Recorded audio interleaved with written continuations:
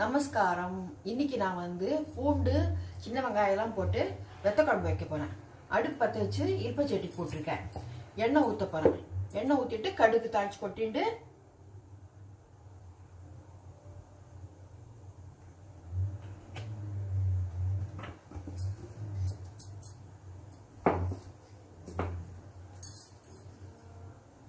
கடுகு போடுறேன்.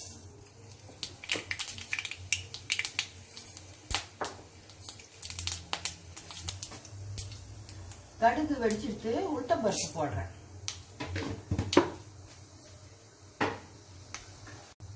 பூண்டு போடுறேன்.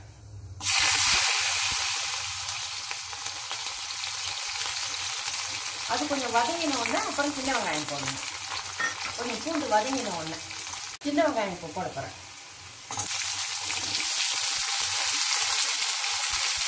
பச்சை மிளகாய் போடுறேன். பச்சை மிளகாய் போட்டால் அது ஒரு டேஸ்ட் வாசனையாக இருக்கும். அதனால பச்சை மிளகாய் போடுறேன். அது வதங்கிட்டுனா நல்லா இருக்கும். 2 நிமிஷம் ஆகுது. வெங்காயம் நல்லா வதங்கிட்டு இப்போ உப்பு மஞ்சள் பொடி போடுறேன்.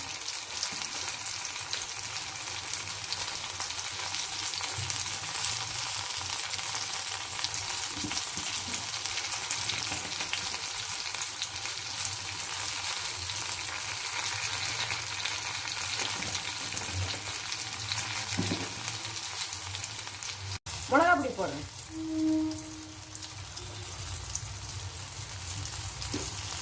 போட்டுட்டு கலரி விட்டுட்டு புளி கரைச்சி வைக்கணும்.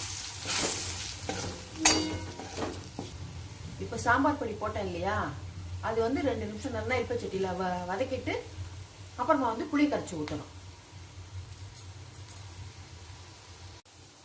புளி ஒரு சின்ன லெமன் அளவுக்கு ஊற வச்சு வச்சிருந்தேன். இப்போ அதை கரைச்சி அந்த வெங்காயத்தில் ஊத்துறேன். வதக்கின வெங்காயத்தில் ஊத்துறேன்.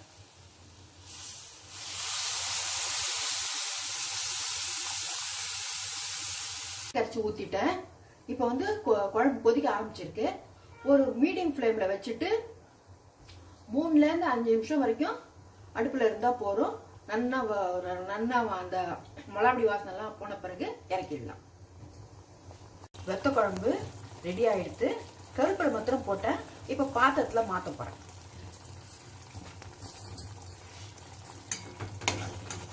எப்படி இருக்கு பார்த்தீங்களா? அப்படி ஒரு 5 நிமிஷம் நல்லா கொதிக்க விட்டோம்னா திக்காயிடும்.